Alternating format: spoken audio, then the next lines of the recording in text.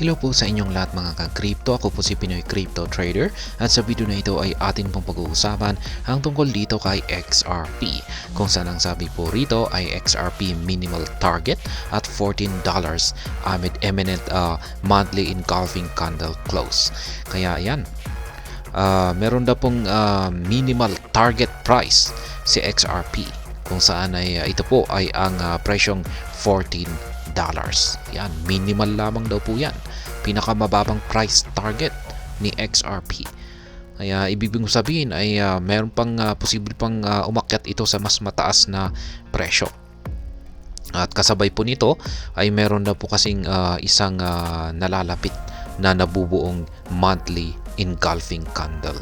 Yan, yung candle close. Kapag nangyari po ito, isa po itong candlestick pattern na nagbibigay po ng bullish signal. Kapag nabuo po ang ganitong candlestick pattern, ay isa po itong bullish signal na may nabubuong malakas na bullish momentum. Ayan, itong pagdating po rito ay itong si XRP. Ayan, ito po ay isang early signal na nagsasabing sasabog yung kanyang market price.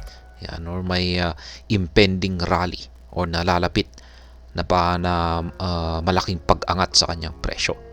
Kaya ayan, bago po tayo magpatuloy ay nais ko lamang po munang bigyang linaw ang aking disclaimer kung saan ang nilalaman po ng video na ito ay hindi po ito isang financial advice. For education and information purposes lamang po ang layunin nito.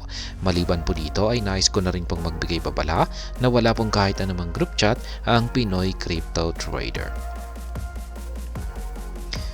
Ayan, direct to the point na po tayo. According to JD, whenever this happen in combination with the formation of a monthly bullish engulfing candle, XRP recorded a rally. Ayan po ang naglabas po ng kanyang analysis dito or prediction ay si Ginoong JD. Kapwa Pinoy po natin siya. Ayan, isa po siyang Pinoy. At ang sabi po niya rito ay kapag nagkakaroon daw po ng kombinasyon sa formation or pagbuo ng bullish engulfing candlestick ay nakakaranas po ng matinding pag-angat sa presyo itong si XRP. Kaya ayan, papatunayan po niya ito mamaya base sa kanyang chart. A bullish engulfing candle occurs when an asset forms a large green candle that can completely engulf and overshadows a previous bearish candle. Yan po ang paliwanag kung ano ang bullish engulfing candle, pero mas maipapaliwanag po natin yan mamaya gamit ang chart dito na ipinakita ni Ginoong JD. Ayan po siya. Ito po ang X account ni Ginoong JD, JD_5757. Ayan po siya. Oh boy, yan po sabi niya, monthly close today, last 2 times XRP did the following, it went. Kaya ayan, meron po siyang dalawang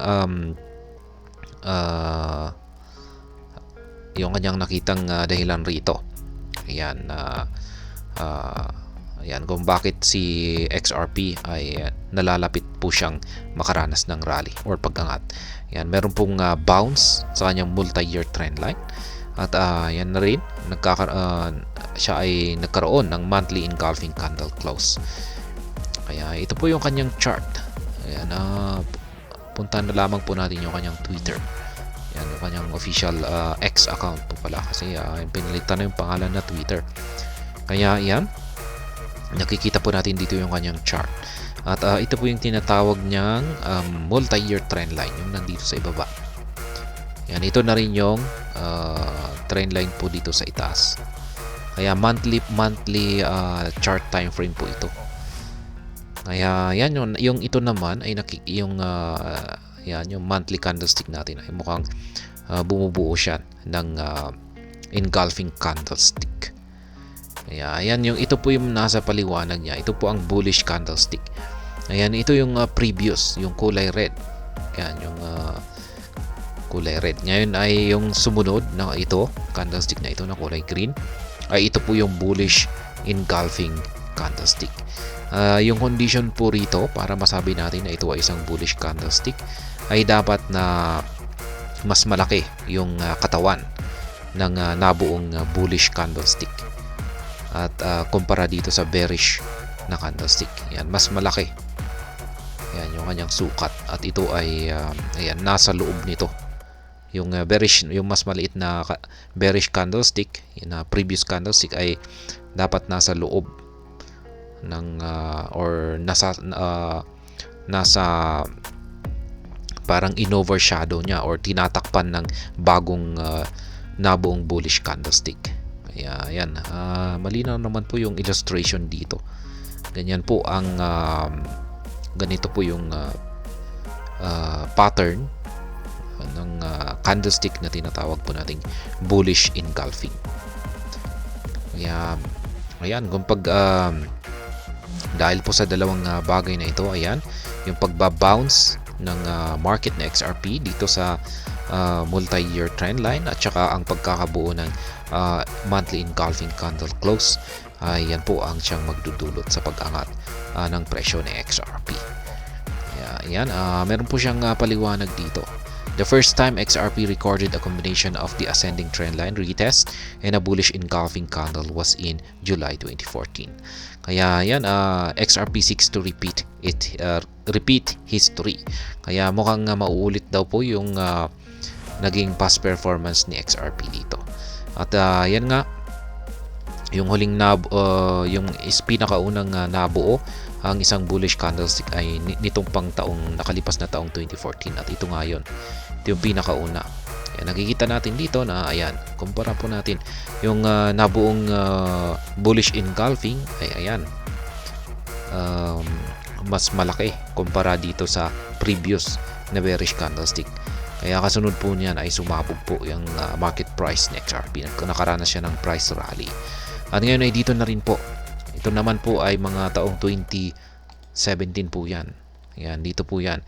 XRP also witnessed the patterns in March 2017, leading to a 16,000% rise in its market cap to the peak of $128.49 billion in January 2018. Kaya yan, March 2017 po. Ayan, dito naman po yan naganap. Nakikita po natin na yung bearish candlestick ay ayan, sinundan po ng isang bullish engulfing na candlestick, at yan, siya po ay nakaranas ng price rally. At ngayon sa kasalukuyan ay nakikita po natin na ayan na po, mukhang nabubuo na po yung engulfing candlestick natin ngayon. Kaya ito po yung inaabangan ni Ginoong JD, ang mabuo ito. At maliban po dyan ay ayan, meron po tayong isang ascending triangle pattern dito. Kung nabasag na rin yan, ay talagang mas matindi po talaga ang aakyatin nito. Kasi magkakaroon na rin siya ng breakout. Hindi lang po isang hindi lang po isang bullish engulfing candlestick ang meron, kundi masasabayan na rin yan ng isang breakout. Kaya matindi po talaga ang aakyatin nito. And JD believes a similar upsurge could occur if XRP confirms the bullish engulfing candle close this time. Kaya yan na nga. Naniniwala po si Ginoong JD na ganito na rin yung mga previous performance na XRP ang mangyayari, yan, or magre-resulta yung kasalukuyang bullish engulfing ng XRP kung sakaling ito nga ay naging isang bullish engulfing na candlestick. While the analyst stressed that he is uncertain of the height of such an impending run, data from the chart suggests a rise in market cap to the $800 billion mark. For XRP to attain this valuation, its price would need to surge to $14.6, assuming the circulating supply of tokens remains stable. Yan, yun nga lang, at hindi raw po nakakasiguro si Ginoong JD kung hanggang saan ang posibleng magagawang akyatin ni XRP. Ngunit ayon po sa datos mula sa chart ay mukhang sa pag-angat po ni XRP ay magkakaroon siya or makakamit niya ang $800 billion na market cap. At kung pag nangyari daw po ito ay magagawang akyatin ni XRP ang presyong $14.6. Kaya yan pong muli ang inilabas na analysis, technical analysis na update dito ni Ginoong JD para dito kay XRP. Yan, kanya pong inaabangan ang kasalukuyang nabubuong candlestick kung ito ay magre-resulta sa isang bullish engulfing na pattern. At kung pag nangyari yan, ay inaasahan po niya na sasabog or makakaranas ng price rally itong sa XRP katulad po ng mga previous performance nitong taong 2014 at saka 2017. Tayo hanggang dito na lamang po tayo sa video na ito. Sana po ay inyong nagustuhan ang aking paliwanag dito. Kung inyo po itong nagustuhan ay pakiclick lamang po ang like button nito. Para naman po sa mga bago lamang dito, kayo po ay aking inaanyayahan para mag-subscribe. Pag-click na rin po ang bell icon nito dahil ito po ang siya magsisilbing notification nito sa mga bago kong videos na akin pong ina-upload sa aking YouTube channel na ito.